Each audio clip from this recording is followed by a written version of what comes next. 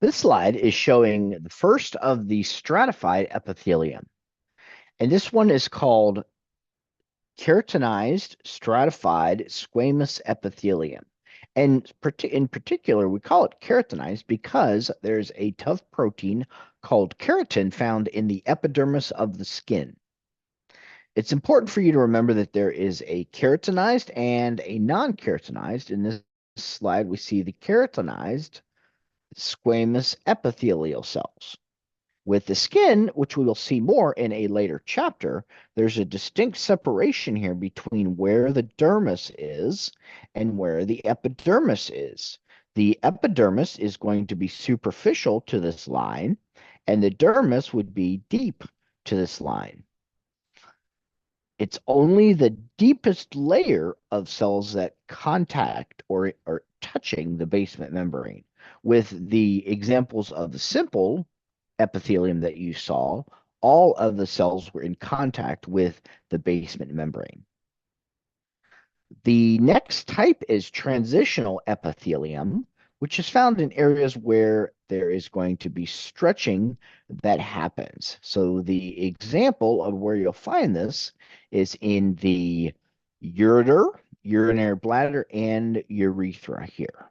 So we can see that there's the one thing that gives it away is it is stratified, and the different nuclei are at different regions of the cell. So some of the cells look almost cuboidal, some of them almost look more columnar in shape. So when there's a difference in shape, you know that it is in fact going to be transitional epithelium. And we can see the same thing down here in this diagram. So the next type of tissue is connective tissue.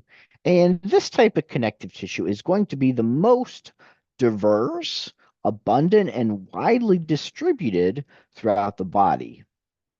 So again, it's important that you know all four main types of tissue, and then you know the examples of each type that are in this PowerPoint. Connective tissue is often described as the glue of the body.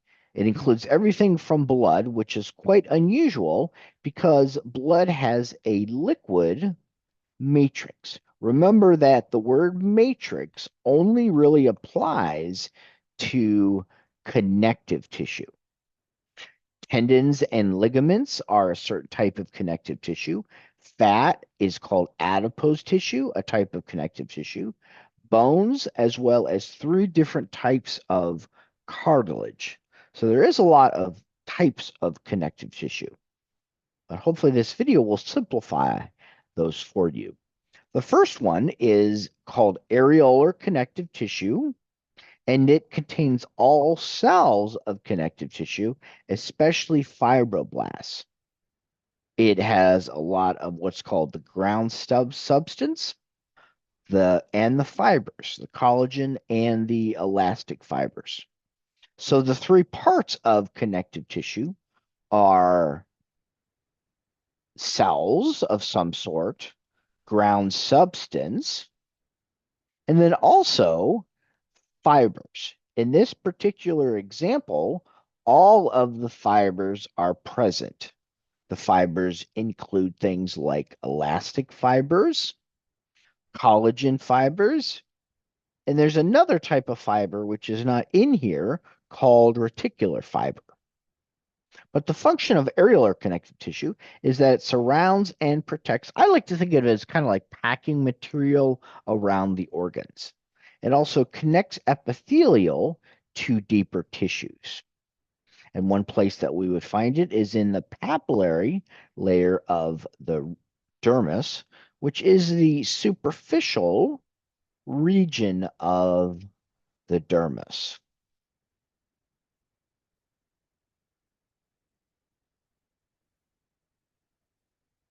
Our next slide is another type of loose connective tissue. We call it this because there's lots of space in the matrix. The adipose connective tissue is going to be containing primarily adipocytes, which are unique because they're storing lipid droplets. They are very recognizable because they have this big white marshmallow look to them.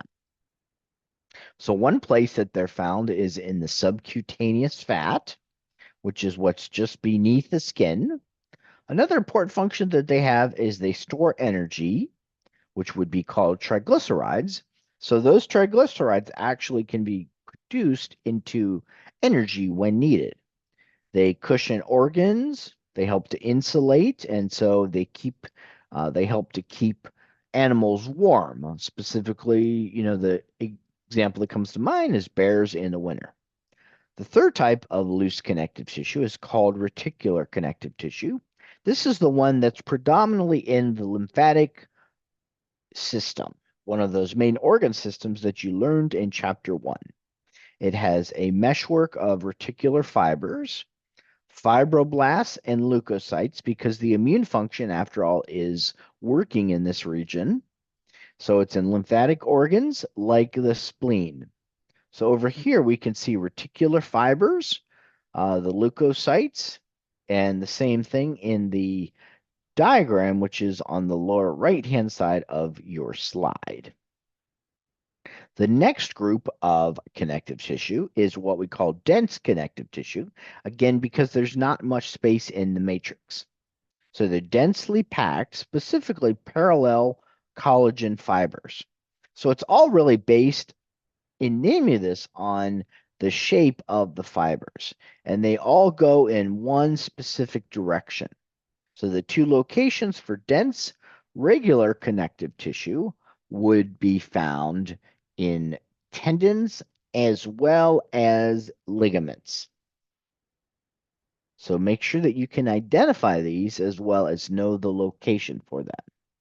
The next example of a dense connective tissue is called dense irregular connective tissue. And it's called irregular because all of the collagen fibers are randomly arranged. As you can kind of tell over here, they're almost in bundles. But this is important because they can withstand pulling in all different directions. So one place this is found is in the reticular layer of the dermis, which is the deepest layer of the dermis. Another location where this is found is in the actually in a fibrous capsule of a joint. So think of places like the shoulder joint. This type of tissue is important because it can withstand pulling on the shoulder in all types of different directions. We then have the last type of dense connective tissue called elastic connective tissue. So it has many branches of elastic fibers, and it is in places where there's lots of stretching and recoiling. So it's in the walls of large elastic arteries. So this is to prevent any sort of damage to the wall of the artery. So a great example of this would be in the aorta, which is an example of what are called the great vessels. Remember, that is located directly superior to the heart. We can see the aorta and the pulmonary trunk shown up here. And again, it has these elastic fibers predominantly.